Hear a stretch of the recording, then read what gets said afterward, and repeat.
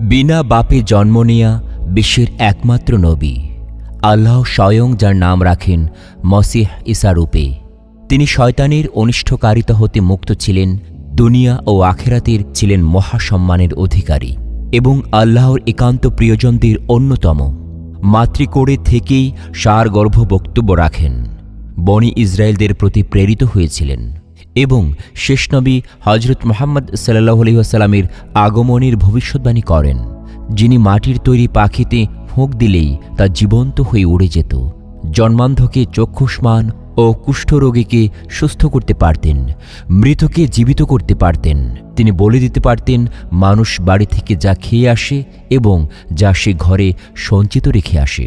তিনি একমাত্র নবী যাকে আল্লাহ জীবিতাবস্থায় দুনিয়া থেকে আসমানে উঠিয়ে নিয়েছেন এবং কিয়ামতের প্রাক্কালে তিনি পুনরায় সশরীরে দুনিয়াতে অবতরণ করবেন, দাজ্জাল, ক্রুশ, শুকর প্রভৃতি ধ্বংস করবেন।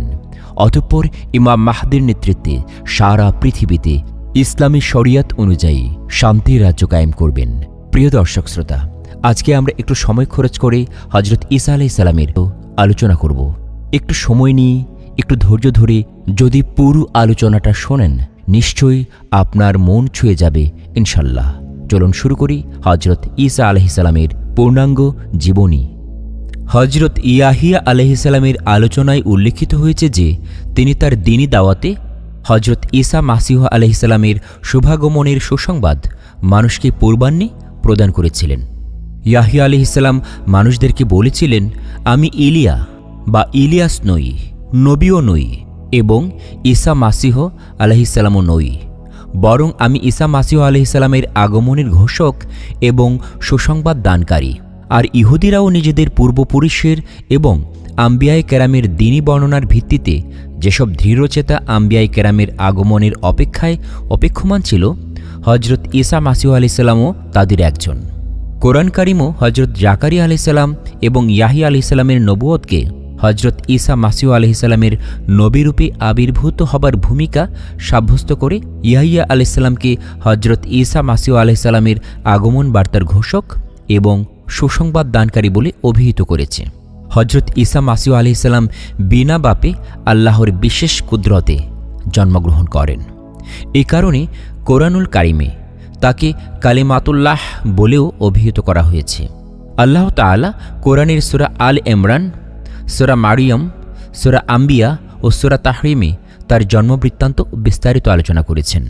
সূরা আল ইমরানে আল্লাহ তাআলা ইরশাদ করেছেন, আর যখন ফেরেশতারা মারিয়ামকে বললেন, হে মারিয়াম, আল্লাহ আপনাকে তার কালিমার সুসংবাদ দিচ্ছেন, তার নাম হবে মাসিহ ঈসা ইবনে মারিয়াম, তিনি দুনিয়া আখিরাতের সম্মানিত ও আমাদের নৈকট্যপ্রাপ্ত হবেন এবং তিনি মানুষের সাথে কথা বলবেন। মায়ের কোলে থাকা অবস্থায় ও প্রাপ্ত বয়সে তিনি নেককার পুণ্যশীলদের মধ্যে হতে হবেন। মারিয়াম বললেন, কিভাবে আমার সন্তান হবে যখন কোনো পুরুষ আমাকে স্পর্শ করে নাই? ফেরেশতা বললেন, আল্লাহ যা ইচ্ছে এভাবেই সৃষ্টি করেন। তিনি যখন কোনো কিছুর নির্দেশ করেন তখন বলেন, হয়ে যাও, এমনি হয়ে যায়। আর আল্লাহ তাঁকে কিতাব, হিকমত এবং তাওরাত ও ইনজিলের এলেম দান করবেন এবং তিনি বনি ইসরায়েলের প্রতি আল্লাহর রাসূল হবেন। মাসীহ ঈসা ইবনে মারিয়ামের জন্মবৃত্তান্ত সম্পর্কে আল্লাহ তাআলা সূরা মারিয়ামে ইরশাদ করেন, হে রাসূল, আপনি কিতাবে মারিয়ামের বিষয়ে আলোচনা করুন, যখন তিনি পূর্ব থেকে এক জায়গায় ছিলেন, নিজের পরিবারের লোকদের থেকে পৃথক হলেন, তারপর তিনি তাদের থেকে পর্দা করলেন। অনন্তর আমি তাঁর নিকট নিজের ফেরেশতা পাঠালাম এবং ফেরেশতা এক পূর্ণ মানবাকৃতিতে তাঁর নিকট আত্মপ্রকাশ করল।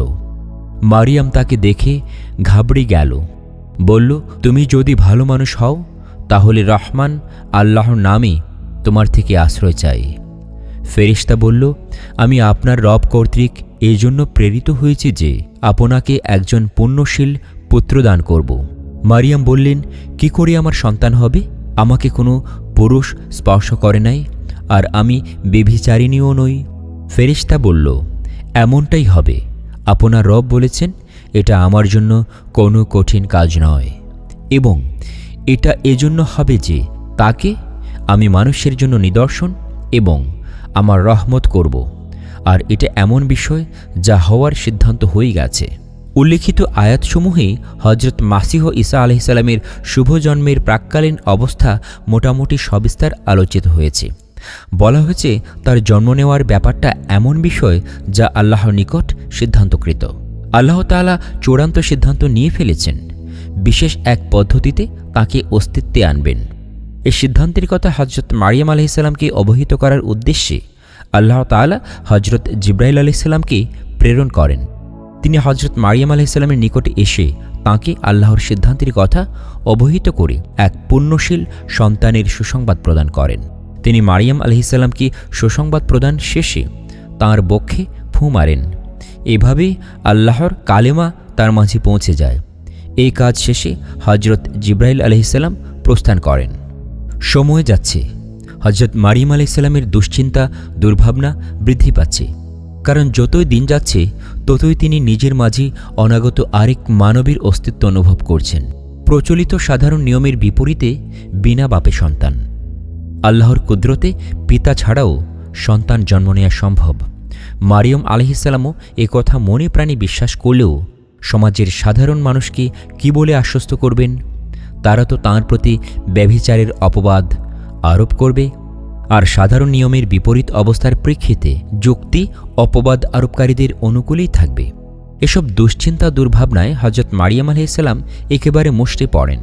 আল্লাহ তাআলা ফেরেশতার মাধ্যমে তাকে বিভিন্নভাবে সান্ত্বনা প্রদান করে আশ্বস্ত করতে থাকেন। এভাবে যত সময় গড়িয়ে যাচ্ছে প্রসবকালও ঘনিয়ে আসছে।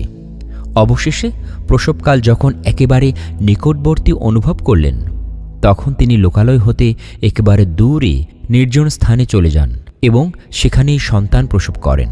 তার লোকালয় হতে দূরে নির্জন স্থানে গমন, প্রসবকালীন ও পরবর্তী অবস্থা এবং তার করণীয় সম্পর্কে আল্লাহ তাআলা পবিত্র কোরআনুল মাজিদে ইরশাদ করেন, অতঃপর অনাগত সন্তান গর্ভে স্থিত হল, অনন্ত তিনি দৌড়ে চলে গেলেন।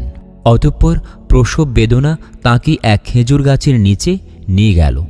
তিনি বললেন, হায়, যদি এর পূর্বেই আমার মৃত্যু হতো আর আমার অস্তিত্ব যদি মানুষ একেবারে ভুলে যেত।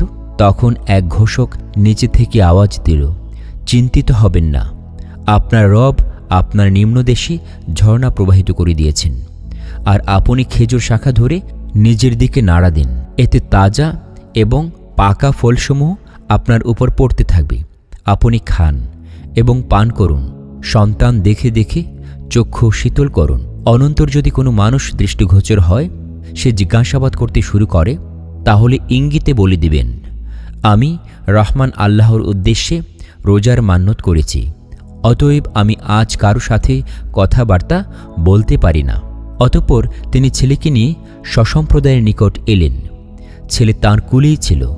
লোকেরা দেখা মাত্রই বলে উঠল, ওহে মারিয়াম, তুমি তো আজন্ম কম্ম করে দেখালে। ওহে হারুন ভগ্নী, তোমার পিতা মন্দ লোক ছিলেন না, আর তোমার মাও ব্যভিচারিণী ছিলেন না, তুমি এ কি করলে? তখন তিনি ছেলের প্রতি ইশারা করলেন। মানুষজন বলল, আমরা তার সাথে কি কথা বলবো, যে এখন মায়ের কোলে দুগ্ধপান করছে? সে ছেলে বলে উঠল, আমি আল্লাহর বান্দা, তিনি আমাকে কিতাব দিয়েছেন ও নবী বানিয়েছেন এবং আমাকে বরকতময় করেছেন। আমি যেখানেই অবস্থান করি না কেন, আর তিনি আমাকে নামাজ ও জাকাতের হুকুম করেছেন যতদিন আমি জীবিত থাকি, আর তিনি আমাকে মায়ের সেবা পরিচর্যাকারী করেছেন এবং নাফরমান বদবখত করেন নাই। আল্লাহর পক্ষ থেকে আমার প্রতি শান্তি নিরাপত্তার ঘোষণা রয়েছে। যেদিন আমি জন্ম নিয়েছি সেদিন মৃত্যুবরণ করব এবং যেদিন পুনর্জীবিত হয়ে উত্থিত হবে। সূরা মারিয়াম আয়াত 22-23। হজরত ঈসা আলাইহিসসালাম ভূমিষ্ঠ হবার পর হজরত মারিয়াম আলাইহিসসালাম সন্তান কোলে করে স্বসম্প্রদায়ের মাঝে ফিরে আসেন। যেহেতু তিনি কুমারী মাতা, তাই লোকজন তাকে উদ্দেশ্য করে নানা ধরনের ইঙ্গিতার্থক কথাবার্তা বলতে শুরু করে।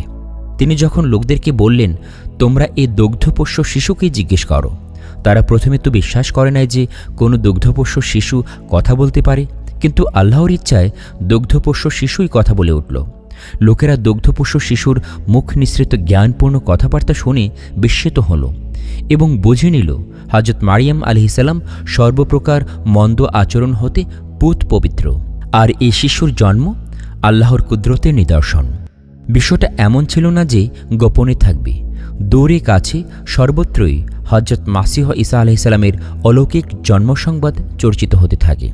আর মানব হৃদয়েও শুরু থেকেই এই পবিত্র সত্তা সম্পর্কে নানা প্রকার চিন্তা চেতনার দোলায় দোলায়িত হয়ে পার্শ্ব বদলাতে থাকে। ভালো মানুষেরা তাঁর জন্মকে সৌভাগ্য শোষে, আর মন্দ লোকেরা অশুভ ভাবতে শুরু করে। যারা তার জন্মকে অশুভ লক্ষণ বলে ভাবতে শুরু করেছিল, তারা ভিতরে ভিতরে ঈর্ষা বিদ্বেষের অগ্নিস্ফুলিঙ্গে জ্বলে পুড়ে ছাই ভস্ম হচ্ছিল। ঈর্ষা বিদ্বেষের অগ্নিস্ফুলিঙ্গ তাদের স্বভাবগত সব মানবীয় শক্তি, ক্ষমতা, যোগ্যতা জ্বালিয়ে পুড়িয়ে ধ্বংস করে দিচ্ছিল।